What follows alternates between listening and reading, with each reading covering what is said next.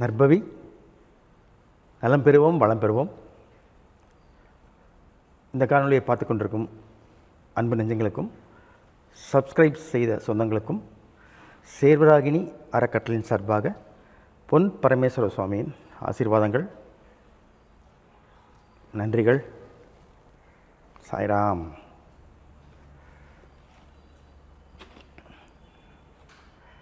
இந்த காணொலியில் எனது மகா குருவான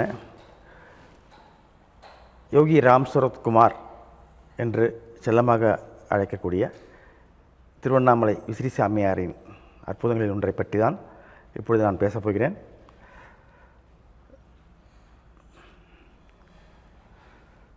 யோகி ராம் சூரத்குமார், ராம் சூரத்குமார், ராம் சூரத்குமார், ஜெய குரு ராயா, ஜெய குரு ராயா, ஜெய குரு ராயா.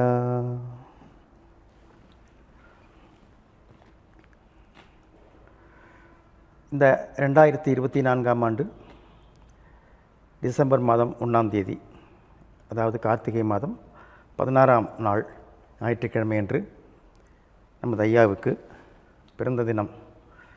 அந்த பிறந்த தினத்தன்று எனக்கு ஒரு அனுபவம் கிடைத்தது. நான் அங்கே சென்றிருக்கும் பொழுது திருவண்ணாமலையில் கிரிவலம் சுற்றி வந்தேன். நான் சொல்லும் கிரிவலம் வேறு, மலையை சுற்றுவதல்ல. எனது மகா குருவான ஐயாவுடைய சமாதியை, ஐயா அமர்ந்திருக்கும் அந்த பீடத்தை, அந்த ஆசிரமத்தையே சுற்றி வருவதற்கு ஒரு கிரிவல பாதை இருக்குது. அந்த கிரிவல பாதையை சுற்றி வந்தேன். அப்பொழுது எனக்கு கிடைத்த ஒரு அனுபவத்தை பற்றி இப்பொழுது உங்களிடம் பகிர்ந்து கொள்கிறேன். ஆனால் ஒரு புதுமையாக தான் இருக்கும். எதுவுமே நம்ம சொல்லும்போது நம்ப முடியாத அளவுக்கு தான். ஏன்னா இந்த ஸ்பிரிச்சுவலே அப்படி தாங்க. அதாவது இந்த ஆன்மீகம் என்பது புரியாத புதிர். எதையுமே நம்பவும் முடியாது, நம்பாமல் இருக்கவும் முடியாது, அந்த மாதிரி. அப்போது இந்த காலகட்டங்களில் நம்ம சித்தர்கள் வழியில் அதிகமாக நம்ம பயணிச்சிட்ருக்குறோம். ஏன் அப்படின்னா, இன்ஸ்டன்ட், எல்லாமே இன்ஸ்டண்ட்டாக வேணும்னு நினைக்கிறோம். எதுவுமே லாங் ஸ்டாண்டிங் கிடையாது. பட்டாபட் இம்மீடியட்டாக வேணும், இம்மீடியட்டாக முடியணும், இம்மீடியட்டாக முடிச்சிடணும், அவ்வளோதான். ஏன்னா அந்த காலம் அப்படி இருக்குது. இந்த கலிகாலத்தில் வேகமாக எல்லோரும் பயணிக்கிறாங்க. அதோட நம்மளும் சேர்ந்து ஓட வேண்டியிருக்கு. நடக்கிறதில்ல, ஓடணும். 16 வயசு பையன் கூட ஒரு 61 வயசு கிழமை ஓடணுமா எப்படி ஓடுவான்? ஓடித்தான் ஆகணும். அப்போ தான் இந்த பூவுலகில் நாம் சிறப்பாக வாழ முடியும். வாழலாம். எல்லாரும் பிறக்கிறாங்க, வாழ்கிறாங்க, மரிக்கிறாங்க, இறக்குறாங்க. ஆனால் அதில் சில ஆன்மாக்கள் மட்டும்தான் இதை சாதனை பண்ணுறது இல்லையா? அந்த சில ஆன்மாவில் நம்மளும் ஒருவனாக இருக்கலாம் இல்லையா? அப்போது நம்ம எண்ணங்களை நம்ம பரிசீலனை பண்ணி பார்க்கணும், பரீட்சிக்கணும். ஸ்கூலில் படிக்கும்போது கால் பரீட்சை, அரை பரீட்சை, முக்கால் பரீட்சை, முழு பரீட்சைலாம் வைக்கிறாங்க. அதில் ஏதோ ஐயோ படிக்கணுமே, பாஸ் ஆகணுமே, இல்லை டீச்சர் திட்டுவாங்க, வீட்டில் போனால் அப்பா அம்மா அடிப்பாங்க, அதுக்கு தானே படிச்சிருக்கோம்.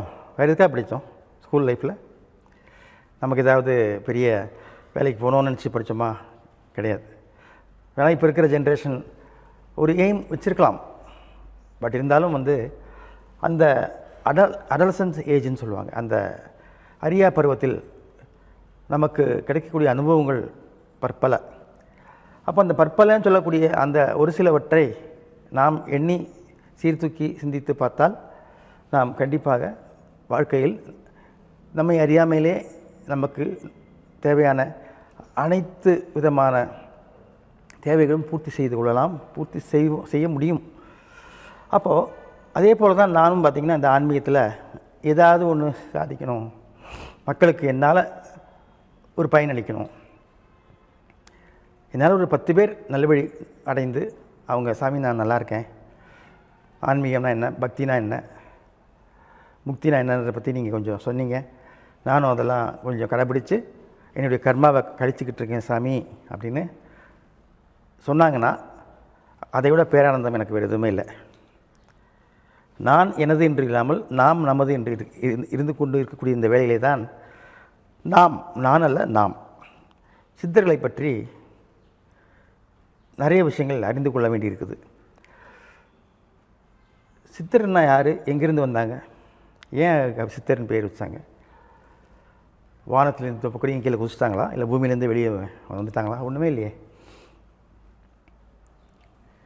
சாதாரண ஒரு மனிதனாக இருந்து அவன் இகபர சுகங்களை அனுபவித்து சில நேரங்களில் அவன் கடமையை முடித்து சில சித்தர்கள் அந்த கடமையை பற்றி கவலைப்படாமல் தன்னிச்சையாக வெளியே வந்து பலவிதமான கசப்பான அனுபவங்களை பெற்று இந்த ஆன்மீக வாழ்க்கையில் பயணித்து ஒரு சில சித்திகளை அடைந்து அந்த சித்திகளை மக்களுக்காகவும் பயன்படுத்தி மக்களை நல்வழிப்படுத்திவிட்டு அந்த ஆனந்தத்தில் முக்தி அடைகிறார்கள். அந்த மாதிரி ஒரு ஸ்டேஜில் இருந்த ஒரு மகான் தான் எனது மகாகுருவான யோகி ராம் சரத்குமார் ஐயா அவர்கள், விசிசாமி அவர்கள். நானும் கையில் விசிட்டே இருக்கேன். ஆமாங்க, குரு எவ்வளியோ சிஷ்யன் எவ்வளி தானே, அப்படி தான். இந்த பனைய ஓலை விசிறிக்கு பல காரணங்கள் இருக்குது. அது ஏன் விசிறனுங்கிறதுக்கு அதுக்கு ஒரு காரணம் சொல்லிட்டே இருக்கலாம், நிறைய காரணம் இருக்குது. ஆனால் ஆனந்தம் பேரானந்தம் ரெண்டு இருக்கு இல்லையா, அது ரெண்டும் யாருக்கு வேணும்? நமக்கு வேணும். இந்த பூலோகத்தில் மனிதனாக பிறந்த யாராக இருந்தாலும் சரி, சந்தோஷம் இருந்தால் மட்டும் பத்தாது, ஆனந்தம் வேணும், பேரானந்தம் வேணும். ஆனந்தம் எங்கேருந்து கிடைக்கும்? பேரானந்தம் எங்கே கிடைக்கும்? நம்ம தேவைகளை நம்ம பூர்த்தி செஞ்சிட்டோம்னா நம்ம சந்தோஷப்படுறோம். முதல்ல சந்தோஷப்பட்டதுக்கப்புறம் சாதிச்சிட்டோங்கிற ஒரு மனசுக்குள்ளே ஒரு தெம்பு, அதான் ஆனந்தம் படுறோம். அதுக்கப்புறம் என்ன பண்ண போகிறோம்? நம்ம தேவையெல்லாம் பூர்த்தி ஆயிடுச்சு, இதுக்கு மேலே என்ன இருக்குது? அப்போது சிந்திக்க மேலே நமக்கு ஒன்றுமே இருக்காது. ஏன்னா அவ்வளோதான், மேலே நம்ம மண்டை கசாயத்தில் தலைக்கா மண்டையில் இருக்குல்ல, ஒரு அளவுக்கு மேலே போக முடியாது. ஏன்னா நம்ம கர்மா நம்மளை விடாது. அந்த மாதிரி அந்த சில விஷயங்களையும் நாம் சாதிக்க சித்தத்தை அடக்கி சித்தர்களை வணங்கி சிறப்போடு நாம் இருந்தோமானால் இந்த உலக வாழ்க்கையை நாம் வெறுக்காமல் துறக்காமல் வாழ்க்கையை வாழ்ந்து கொண்டே எல்லா விதமான சந்தோஷங்களையும் அனுபவித்து கொண்டே ஆன்மீக பயணத்தில் கரை சேர்ந்து முக்தி அடையலாம். என்லைட்மெண்ட், முக்தி. ஐயாலாம் அப்படி தான். அவங்களுடைய அனுபவங்கள்லாம் கேட்டோம்னா நாட்கள் பத்தாது, வருஷக்கணக்கில் உட்காந்து கேட்டே இருக்கலாம். அந்தளவுக்கு ஐயாவுடைய அனுபவம் இருக்குது. அப்படி எனக்கு ஒரு அனுபவம் கிடச்சிதுங்க. நானும் எத்தனையோ வருஷம் திருவண்ணாமலை போயிருக்கேன், அந்த கிரிவலம் வந்திருக்கிறேன், உண்ணாமலை அம்மல் பார்த்துருக்குறேன். எல்லாத்துக்கும் மேலே நிறையா அங்கே இருக்கிற ஆசிரமங்கள் எல்லா சித்தர்கள் ஜீவசமாதிக்கு சென்று தரிசனம் பண்ணியிருக்கிறேன். ஆனால் நான் ஐயாவை 97 குருவாக எடுத்து என் மனதை பண்படுத்தி பதப்படுத்தி இதப்படுத்தி ஒரு நல்ல வழிக்கு கொண்டு வந்து என்னை வாழ வைத்த எனது முதல் தெய்வம் ஐயா தான். நிறைய அனுபவங்கள் எனக்கு கிடச்சிருக்கு. நிறைய விஷயத்தை நம்ம யூடியூப் மூலியமாக நிறைய டைம் சொல்லியிருக்கேன். இருந்தாலும் இப்போ ரீசெண்டாக எனக்கு கிடச்ச இந்த அனுபவத்தை உங்கள்கிட்ட ஒன்று சொல்கிறேன். வேற ஒன்றும் இல்லைங்க,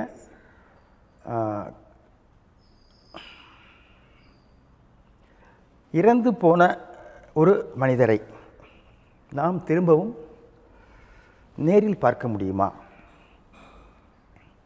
அந்த சம்பவம் தான் இப்போ அரங்கேறிருக்கு எனக்கு. எப்படிங்க? தன் உடலை விட்டு உயிர் பிரிந்த பின் அவர்களை நாம் சமாதியாக்கி விடுகிறோம் அல்லது எரித்து விடுகிறோம். அதற்கு பிறகு நமக்கு கண் முன்னாலேயே அவர் நின்று சில விஷயங்களை நமக்கு உணர்த்திவிட்டு சென்ற ஒரு அனுபவத்தை பற்றி தான் இப்பொழுது சொல்ல போகிறேன்.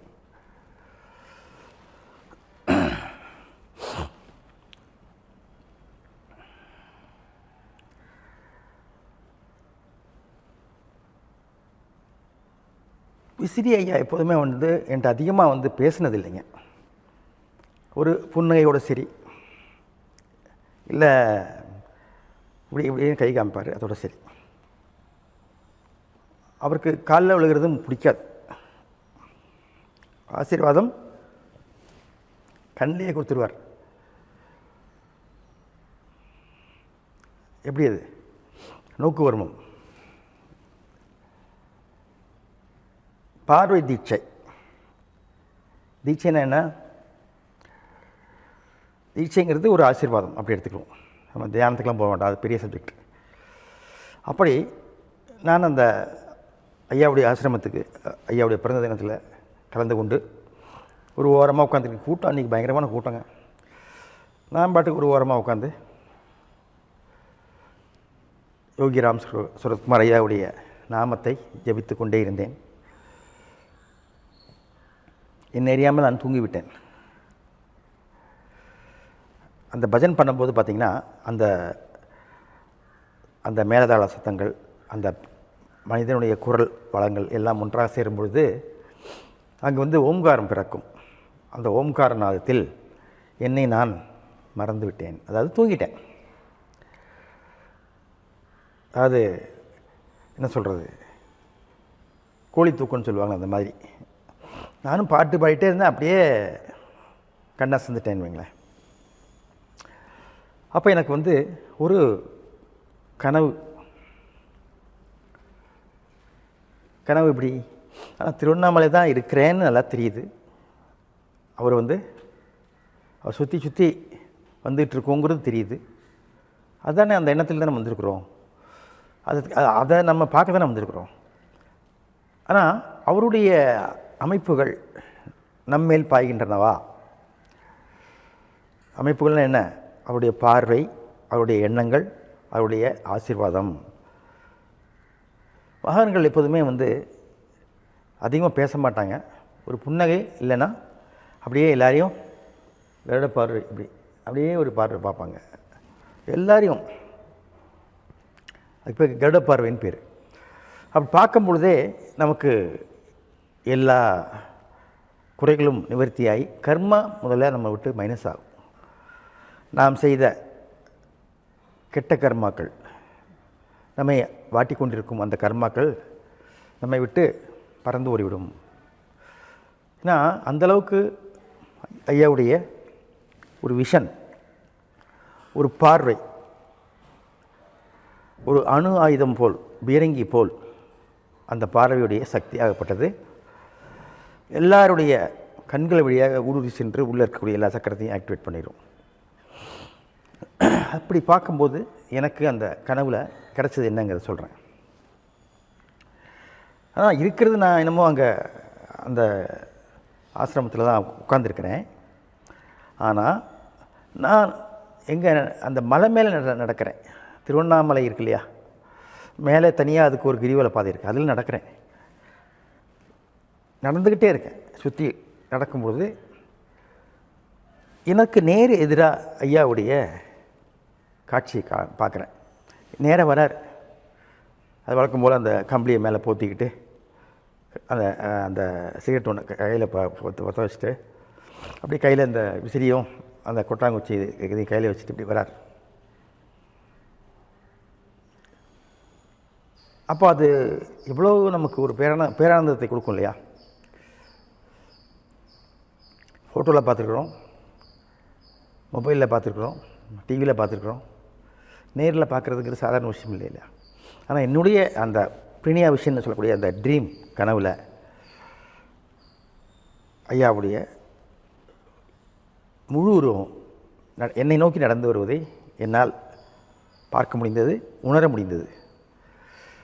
அப்போ அந்த சித்தருடைய ஒரு பார்வை இல்லை, அவங்களுடைய ஒரு ஸ்பரிசனம் மேலே பக்கத்தில் அந்த காற்று பாட்டு மேலே வந்தாலே நமக்கு வந்து உடம்பெல்லாம் வந்து ஒரு வைப்ரேஷன். அதாவது என்ன சொல்கிறதுனா, வைப்ரேஷன் எல்லாம் சொல்கிறாங்க. வைப்ரேஷனே அதிர்வுன்னு தான் அர்த்தம். அதுக்கு இன்னும் நிறைய பேருக்கு அதுக்கு விளக்கம் தெரியல, சொல்கிறேன் நான். ஒரு சின்ன ஒரு உதாரணம் சொல்கிறேன். நம்ம தீபாவளிக்கு பட்டாசு கொளுத்தி போடுறோம், பற்ற வைக்கிறோம் இல்லையா? ஒரு பத்தைக்கு அந்த பக்கம் ஒரு லக்ஷ்மி வெடியை பற்ற வைக்கிறோம். டமால்னு வெடிக்கும் பொழுது அந்த அதிர்ச்சியில் என்னாகும், காற்று அதுலேருந்து வரக்கூடிய அந்த அதிர்ச்சியில் சப்தத்தில் காற்றெல்லாம் அதிர்ந்து நம்ம மேலே படுறதுக்கு நல்லா உங்களுக்கு புரிஞ்சிருக்கும்னு நினைக்கிறேன். அந்த பட்டாசு வெடிக்கும்போது அந்த அதிர்வில் அந்த அதிர்வலைகள் காற்றில் பட்டு காற்றை அசைச்சு கொண்டு நம்ம மேலே தள்ளும். கவனிச்சிருக்கீங்களா? அது ஈஸி, புரிஞ்சுக்கலாம். அதேபோல் ஐயாவுடைய நடை வரும்பொழுது அவர் 10 அடிக்கு அந்த பக்கம் வரும்போது என் மேலே வந்து அதை தள்ளுது, என்ன அப்படியே மேலே படுறது தெரியுது. அவர் வரக்கூடிய அந்த வைப்ரேஷன், அதாவது அதிர்வலைகள் என் மேலே படையுது. பட்டவுடனே என்ன ஆகுது, ஹார்ட் சக்கரா இதயத்தில் இருக்கிற இல்லையா, இந்த சக்கராவும் விசுத்தின்னு சொல்லக்கூடிய தொண்டையில் இருக்கிற சக்கராவும் சகசிராரான்னு சொல்லக்கூடிய தலக்கா மண்டைக்கு மேலே இருக்குது பாருங்கள், இது 3 வேகமாக சுற்ற ஆரம்பிக்குது. எப்படி சுற்றுது, மைல்டாக ஒரு பெயின் மாதிரி இருக்கும், ஆனால் அந்த சொல்லுவாங்க இன்ப வலியும்பாங்க, அந்த மாதிரி. அப்போ அந்த நெஞ்சம் தொண்டை தலை இது மூன்றாக இணைந்து ஆக்டிவேஷன் ஆகுது. அது சாதாரண விஷயம் இல்லை. மனசையும் புத்தியும் ஒன்று சேர்க்கறதுங்கிறது சாதாரண விஷயமே இல்லை. ஆனால் இப்போ ஐயா அங்கே வரும்போது அந்த அதிர்வலைகளே நம்மளை வந்து அதை வந்து வேலை செய்ய வைக்குது. அப்போது என்ன நடக்கும், நம்ம நல்லவனாக மாறிடுவோம். என்னதான் கெட்டெண்ணம் இருந்தாலும் அந்த கெட்டெண்ணங்கள் அழிக்கப்படுகின்றன, செய்த தவறுகள் மன்னிக்கப்படுகின்றன. எல்லாத்துக்கும் மேலே வரக்கூடிய காலங்களில் நமக்கு தேவையானவற்றை தேவையான நேரத்தில் தேவையான போது தேவைக்கேற்ப கிடைக்கும். எப்போ எப்படி இது 3 கனெக்ட் ஆகணும். 1 2 3 3 2 1 கண்டிப்பாக அது 3 ஒன்றும் சேர்க்க முடியாது. அது வந்து மனிதனுக்கு அப்பாற்பட்ட சில அமானுஷ்யங்களால் மட்டும்தான் அதை செய்ய முடியும். அது ஐயா வந்து எனக்கு செஞ்சு கொடுத்தார். அவர் என்ன வந்து இப்படி ஒன்றும் தொடவும் இல்லை, இப்படி ஆசீர்வாதம், ஒரு ஸ்மைல், ஒரு புன்னகை தான். அப்படியே பக்கத்தில் வராரு. சரி என்கிட்ட வந்துட்டாரு. நான் பயம் சொல்ல முடியாது, மரியாதைக்கு நம்ம கையை இப்படி வச்சுக்கிட்டு கண்ணை மூடுவோம் இல்லையா, கண்ணை மூடிட்டேன். கண்ணை மூடி திறக்கிறேன், அங்கே ஐயாவை காணோம்.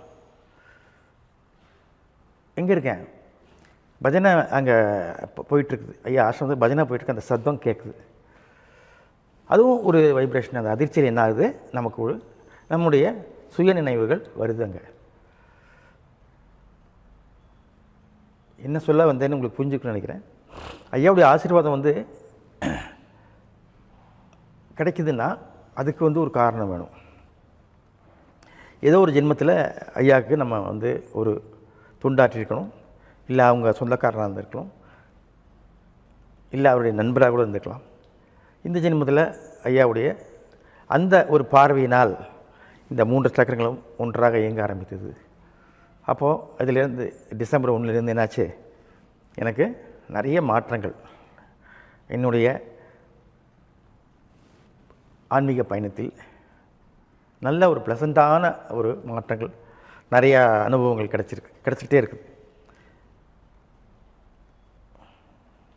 இந்த மாதிரி அனுபவம் இறைநிலையை உணர முடிகிறது, இவ்வளோதான் சொல்ல முடியும்.